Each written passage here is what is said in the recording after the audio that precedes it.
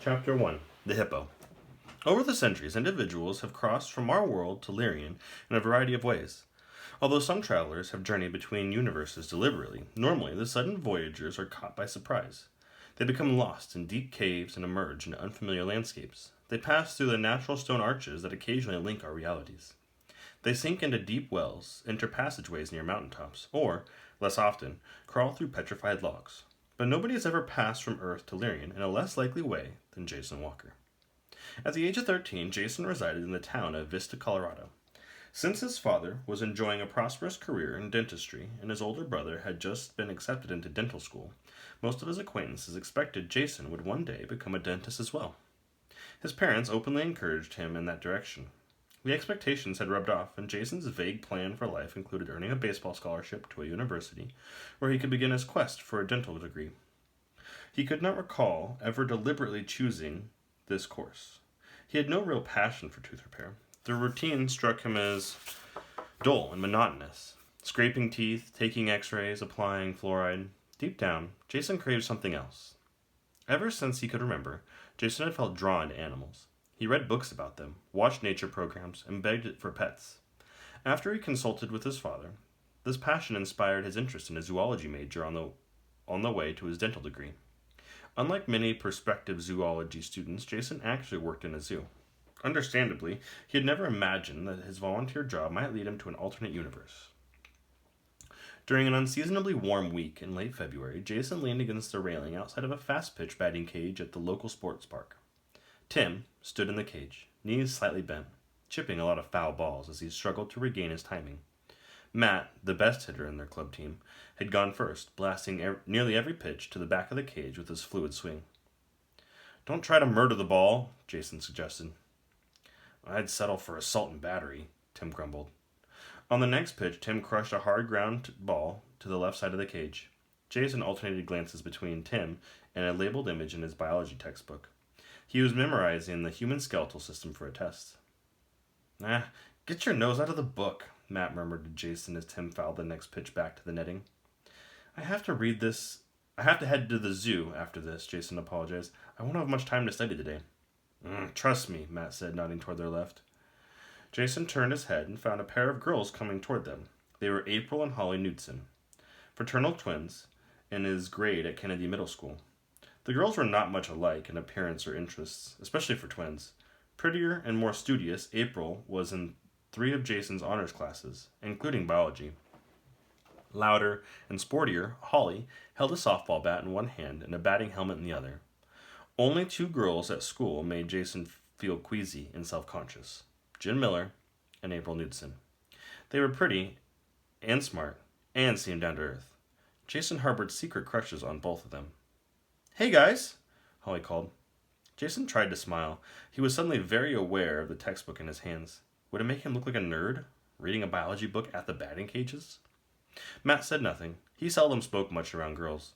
Jason tried to make his voice casual. "Hi, Holly, April." "Getting ready for your last season before high school ball?" Holly wondered. Tim whacked a hard fly ball. "Coach Thayer's already scouting Jason," Matt said. "He might end up pitching for varsity as a freshman." It was true. Jason had hit a growth spurt at the end of 6th grade. His hitting had initially fallen apart as he'd adjusted to his height, while his pitching had started to gain some real speed. He now stood almost 6 feet tall. His hitting was recuperating, and his fastball was up to into the 80s, but his control had suffered. "Wow, freshman boys almost never play varsity," Holly admired. "They almost took state last year." "I'm not sure how much I impressed Thayer," Jason confessed. "My pitches were all over the place." "Only one guy on next year's high school team throws faster than you," Matt said. "When you throw your best stuff, I can't hate you." "I tense up lately," Jason admitted with a grimace. Over the past year, during games, he had started to feel very self-conscious, and erratic pitches had been the result. He had blown some games by giving up too many walks, and he had lost a key game with a wild pitch. He'd also hit a few batters, and at his speeds he was throwing, that was a big deal. No opposing batters had been seriously hurt, but they could have been. At first, Jason had assumed the increased speed of his pitches had caused the problem, But then Matt and Tim had begun to notice that he routinely threw better during informal games or practices. It bothered Jason to think he had lost games because of his lack of guts to throw well under pressure. Maybe the problem came from dwelling on how much others expected of him. Maybe he was expecting too much of himself, fixating on perfection. Or maybe his skills were simply fading. His friends on the team expected him to overcome his control issues and carry them to glory. But he was not yet the star others expected him to become. He sometimes wished his friends would brag about him a little less. April pointed at Jason's textbook. "Are you getting ready for your bio test?" "I'm trying," Jason replied. What's the name of your cheekbone?" she quizzed. He resisted a grin. "The zygomatic arch." April raised her eyebrows. Not bad." Holly rolled her eyes. "You guys are such geeks." "Geeks rule the world," Jason countered. Holly grabbed her sister. We better get over to the softball cage." Jason wanted to ask them to grab a snack or something. Well, specifically, he wanted to ask April. But asking both of them would be less intimidating. There were 2 girls. He was with 2 other guys. It would just be a small group hangout. There would never be a more perfect moment to casually approach April, who knew they might end up with a study date for the biology test. But he couldn't make his lips move in time. The twins were walking away. Hey, Jason called, feeling awkward, squeezing his biology book. "Do you guys want to grab some food when you're done?" Still moving away, Holly pushed her hair back over her ear and apologized. "We can't. We have to go to our uncle's birthday party. Maybe some other time." "Oh, okay, that's cool," Jason said, even though nothing about it was remotely cool. Behind him, Tim exited the batting cage. "You like April?" Tim asked. Jason winced, stealing a glance over his shoulder. Was he that obvious? "Not so loud. A little, I guess." I think Holly seems more fun," Matt mused. Tim tossed Jason the batting helmet. Anyway, you're up. Here's your chance for back-to-back strikeouts." You're a riot," Jason said, sliding on the slightly oversized helmet. A red light glowed near the pitching machine. Jason adjusted the strap on his batting glove, grabbed his bat, entered the cage, and took several practice chops, overswinging at first, then settling into his regular stroke. "You ready?" Matt asked. "Go for it." The light turned green. Jason crouched into his batting stance, bouncing a little, anticipating the first pitch, trying to ignore the possibility that April was watching. He tended to swing late on the first ball. It hissed out of the pitching machine and blurred past him. He swung way too late. He's a lover, not a hitter," Tim kidded. Jason focused. The next ball zipped out of the machine. His timing was right, but he swung too low and the ball skipped up off the bat.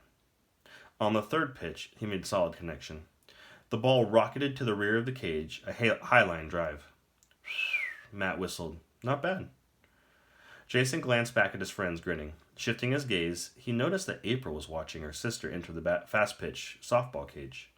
When he turned to face forward, a ball was streaking toward him. Jason twisted his head just in time to prevent it from striking his face. But the hard sphere thumped against the side of the helmet, knocking it off his head and sending him sprawling.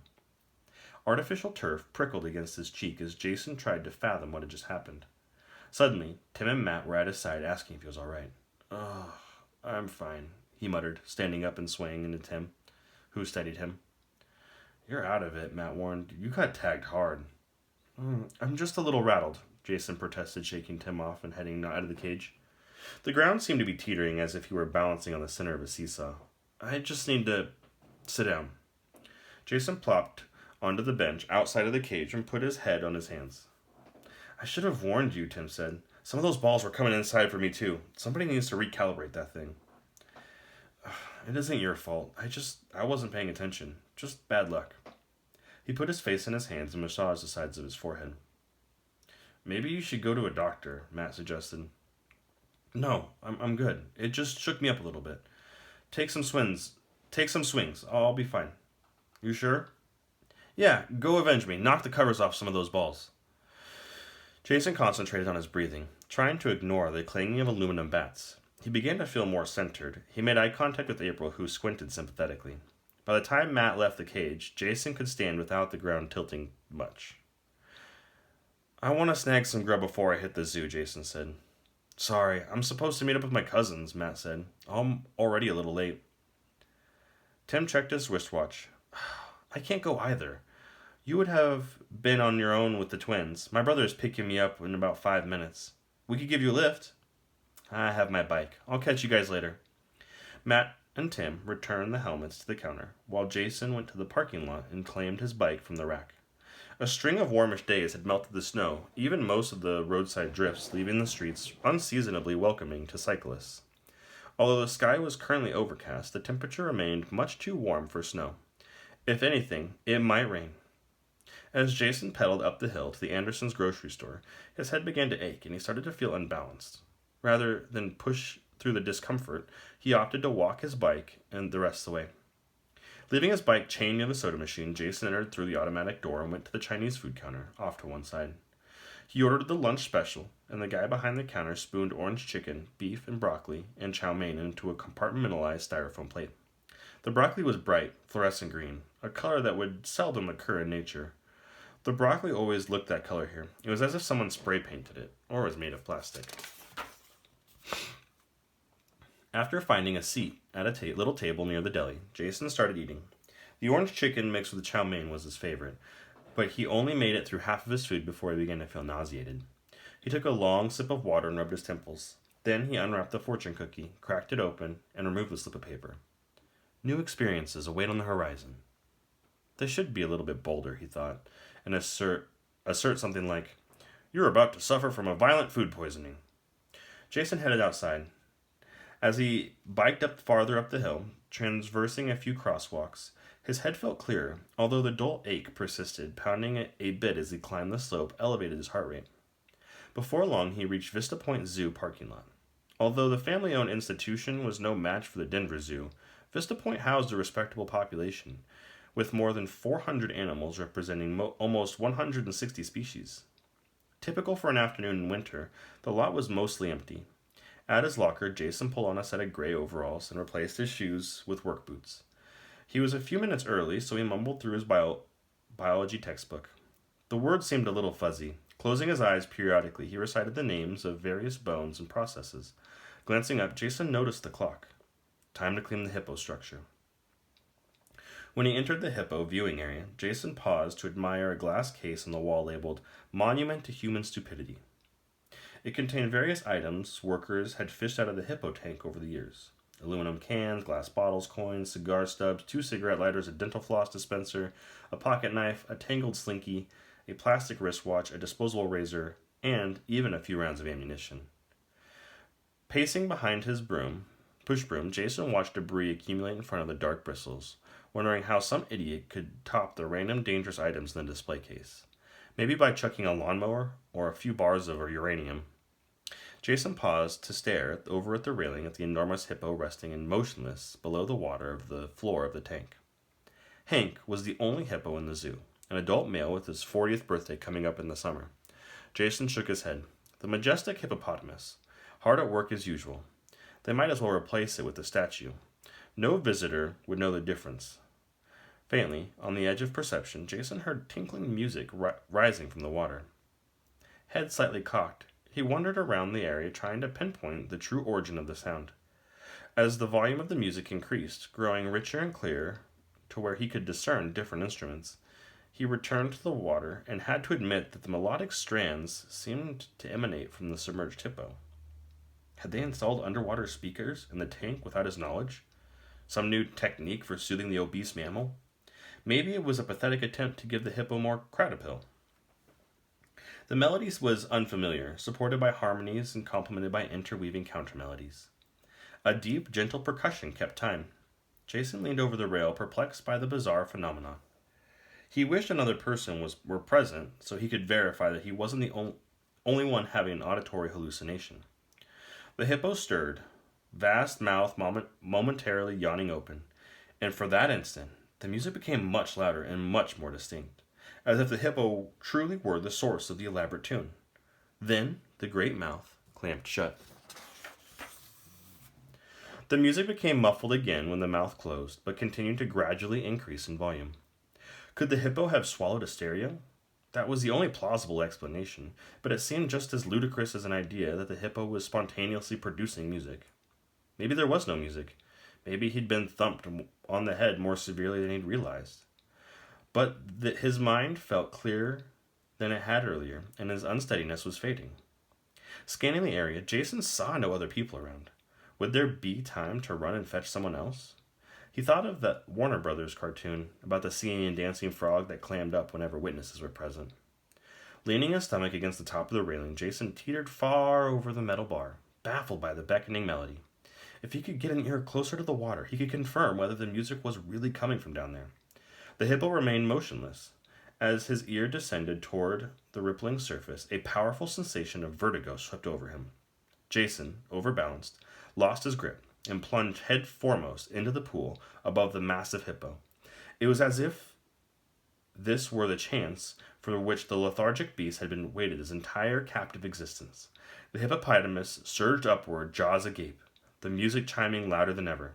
Before Jason could react, his hands were grasping at his slimy tongue, and his face was sliding against the greasy surface, sprawled on his belly. He raced along a dark, slippery tunnel. No creature was this big. What was happening? In counterpoint to his distress, melodic music rang clearly as he sloshed along the humid corridor.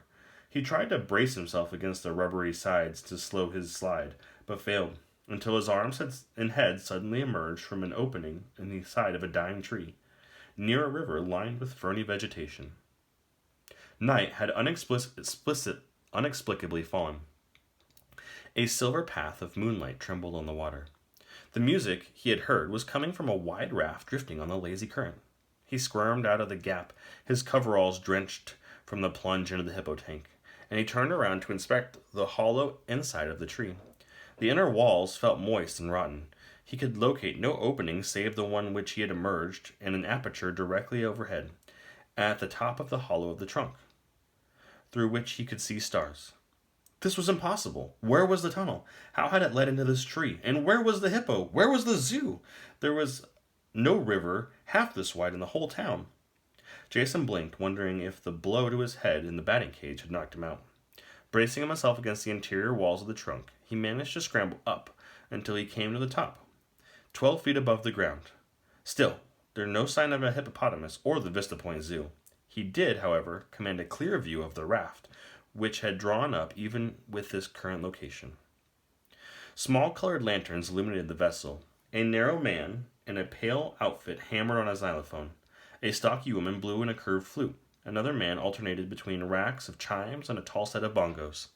A flabby woman with at least 5 chins plucked a strangely shaped stringed instrument.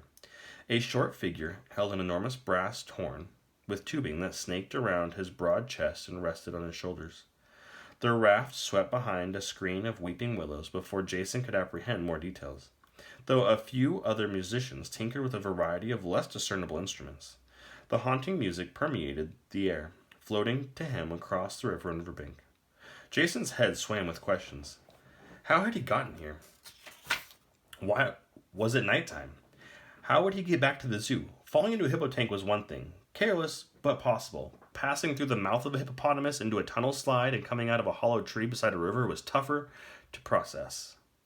Everything he had ever assumed about reality had just been turned inside out. But his surroundings seemed so tangible. There was no denying his senses. He felt the damp, splintery texture of the bark beneath his hands. He smelled the faint odor of decay rising from the standing pool at the river's edge. Oily sap clung to his skin. He sniffed his palm, and the pungent resin reminded him faintly of fig Newtons and black licorice. But he had never smelled anything quite like it. Jason sighed. He knew the difference between the vague impressions of a dream and the sharper sensations of a wakeful consciousness. He certainly felt awake, yet he could not help doubting the unreal situation. Perhaps this was simply a vivid dream. After all, a baseball had bashed him in the head. He could still be lying unconscious in the batting cage. Then he shivered. Maybe he had died. There could have been a clot in his brain, or maybe the hippo really had eaten him. Could he have crossed over to some sort of afterlife? He scratched his chin. The sensation felt genuine. His wet clothes clung authentically. His head throbbed gently, and he remained mildly dizzy. Would the symptoms of a concussion persist in a dream? In the afterlife? He listened to the music and the gentle lapping and sounds of the river. Wherever he was, whatever the explanation, he remained alert and he was immersed in a vivid, perceivable environment. He surveyed the vicinity, the mossy trees along the river, the shrubs below, the insects buzzing nearby, mildly astonished at how acceptable the impossible came once it had transpired. Jason promptly discovered that his immediate problem would be getting down. He sat awkwardly on the lip of a tall, hollow trunk, trying to position himself so he could descend as he had climbed. He couldn't seem to get it right, and he began to experience lightheadedness at the thought of sliding down the interior of the trunk, accumulating splinters before breaking an ankle at the bottom. Attempting to climb down the exterior of the tree appeared even less inviting. Why was climbing up so much easier than climbing down? Finally, after many hesitant twistings and turnings, he lowered himself into the trunk into a position where he could brace himself. Once he had squirmed down to the bottom, Jason exited the hollow tree, glad for the moonlight, and decided to follow the raft, since it represented the only trace of civilization. Shortly, he came abreast with the music. Though foliage along the riverbank hindered his view of the vessel, Jason trotted ahead until he found a gap. He discovered a little hunched figure squatting on a log. "Hello?" Jason said. A head whipped around. The face belonged to a kid, maybe 10 or 11. As the boy shifted, Jason realized he had a sizable hump on his back. "Why are you sneaking up on me?" the boy snapped. "I'm just following the raft," Jason replied defensively. Looking calmer, the boy scooted over on the log to make room for Jason. Jason took a seat. "What's with the musical raft anyhow?" Jason asked. The boy turned a skeptical eye. "You're joking. That's the funeral dirge of the Giddy Nine, the best musicians around. Most folks are waiting for them down by the falls. That's the only part they care about. But I like to hear the music. It'll be the last time." "They're headed for a waterfall?" Now that he listened for it, Jason could hear the distant roar. The boy nodded gravely. "They're trying to make some kind of statement. They were banned from playing together in public. I don't see how this solves anything." He gave Jason a hard stare. "You must have heard of them, right?" "No, I'm a stranger here. Just arrived." "Where are you from?" "I'm from Vista, Colorado." Never heard of it." Jason hesitated, unsure whether he wanted to hear how the boy answered. "How about America, or the planet Earth?" The boy scrunched his face. Nope, not really." "Couldn't you tell me where I am?" "Well, you're at the riverbank, obviously." He returned his gaze to the river, with a start. "They must have passed by us. We'd better move on, or we'll miss the finale." Jason tromped along behind the boy, who moved surprisingly fast along a good route that skirted several marshy areas and shadowy thickets. The night air seemed to help his head, although a faint pulsing ache persisted. They climbed a steep rise crowded with vegetation and came out on an overlook high above the river. The falls boomed louder from the elevated viewpoint. Jason peered upriver to see they were now well ahead of their little craft. The music sounded far away. Looking in the other direction, he could see where the river seemed to abruptly end. The falls. "We better keep moving," the boy urged. "We're ahead of them now, but the river picks up. Soon they'll be traveling much faster than we can." Jason followed the boy down the rise, back under the gloom of the overhanging branches. Soon he could hear the water flowing in more swiftly. The roar of the falls grew to a constant thunder, drowning out the distant music. Jason found himself short of breath as he hustled to match the increasing pace of his guide. They came through a dense stand of trees and beheld a moon-silhouette multitude congregated beside the top of the waterfall. At the very brink of the falls sat a few tiers of makeshift bleachers crammed with spectators. "Find a good spot," the boy advised before scampering over to the riverbank. Jason jogged over to the far side of the bleachers, discovering that they came right up to the edge of the dizzying precipice, over which the water tumbled like an endless tsunami. He had been in Niagara Falls once with his family. This looked almost as high, with nearly as much water. Cool vapor misted his face. Jason walked back around the bleachers to the riverbank. People lined the bank upriver from the bleachers for some distance. Some of them looked somber. Others munched on snacks. One group swayed as they tunelessly sang an unintelligible song. Jason moved upriver in search of an open spot. The majority of the people wore simple homespun clothing, though occasionally he saw a sleek fur coat or embroidered vest. Nobody wore what he would consider normal, modern attire. After jostling forward a little, he found a space that would offer a good view of the craft flowing off the brink, although too far upstream to observe the downward plunge. He stood beside a middle-aged woman wearing a floral bonnet and a dress fashioned from heavy fat material. She stared anxiously up the river, wringing her hands. "Can you believe this?" he said. She turned to him. Her rather wide-set eyes came to his chin. "Can I believe that my brother's about to kill himself to create a spectacle?" Jason's eyebrows shut up. "Your brother's on that raft?" "He never had any sense or any backbone. He always obeys whatever Simon tells him. That madman has convinced the whole group to throw their lives away." She gazed back at the rushing water. The raft was still not in sight. "Why are you here watching?" Jason asked. She shrugged, her cheeks coloring slightly. "To show support. The Giddy Nine believe that this sacrifice is important. I suppose that whatever happens, it's better for Darren to leave this world feeling appreciated." "Is that what brought all of these people?" She looked down at the line toward the improvised bleachers at the brink of the falls.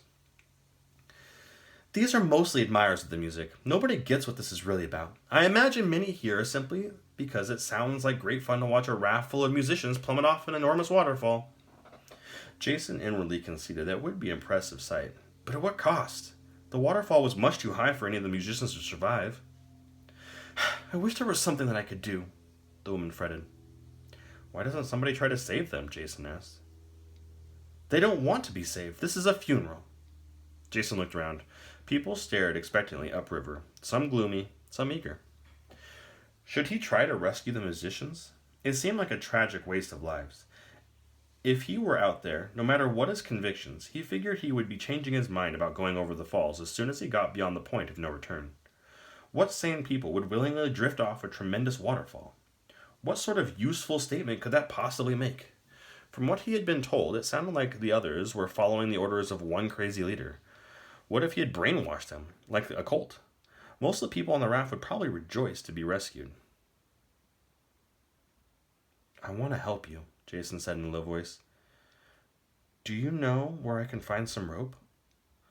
The woman glanced at him, hope flickering in her gaze. "You want to stop this? The rescue squad has a rope. Don't count on them using it." "Rescue squad? Where?" "They're just a precaution. They're not far upriver." Some in the crowd began to cheer. The raft had come into view. At the very limits of perception, Jason heard the music playing. Leaving behind the group of spectators, Jason took off toward the riverbank at full sprint until he encountered a pair of men. They had long lines secured around the thick trunk of a knobby tree that towered over the rushing water. "Are you the rescue squad?" Jason asked. The short man with one arm answered, "Aye." "Do you intend to rescue them?" The musicians were approaching rapidly on the swift current. Their instruments screeched and hiccuped as the raft pitched on the foamy water. "Only if they call for assistance," the man affirmed. Jason saw that the other end of the slender line was affixed to an arrow held by a slim man leaning on a longbow.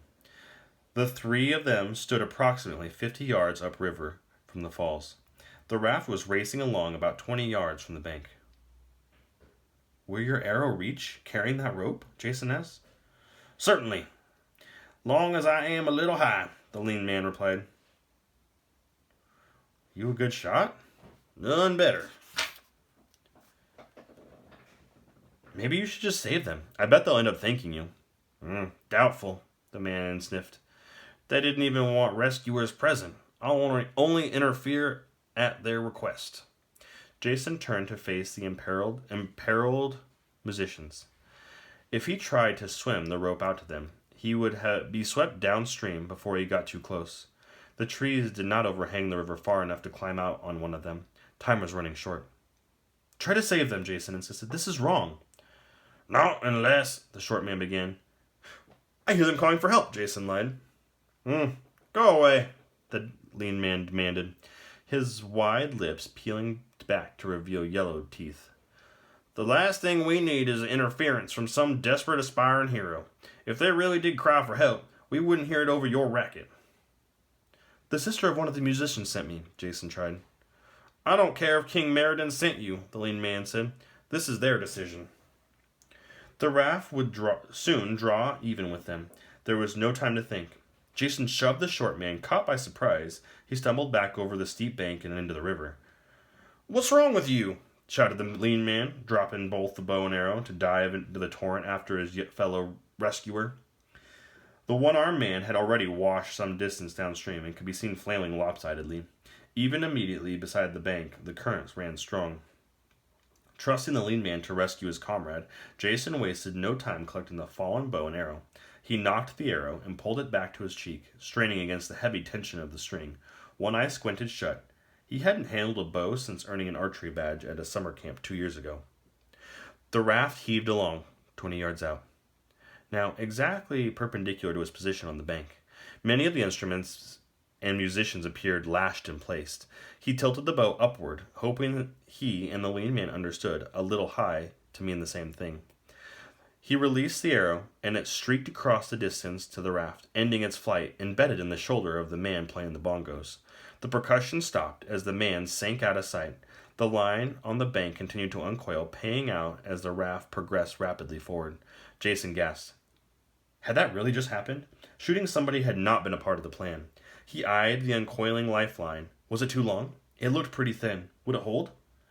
The line pulled taut, and with a sudden jerk, the raft lurched in response, sending up a spray of water as it swung toward the riverbank. The crowd cried out in astonishment. 30 yards downriver, the lean man hauled the short man out of the water. The lean man stood watching the raft arc toward the bank, hands on his hips. Something in one hand glinted in the bright moonlight. Whether or not the musicians wanted to be saved, the raft was going to collide with the bank. The wounded percussionist must have become firmly entangled with some of the other equipment because he strained on the line was extraordinary. Most of the musicians continued to play. A couple of them seemed to be attempting to free themselves from their lashings. When the raft crashed against a sheer bank 10 yards shy of the falls, buckling somewhat, many of the spectators groaned. But moans turned into exclamations as the impact launched the stocky woman overboard along with the curved flute. The ruckus reached a climax as she washed over the brink, down the thunderous cascade. Jason's eyes widened in horror, and he felt the bile rise up in his throat.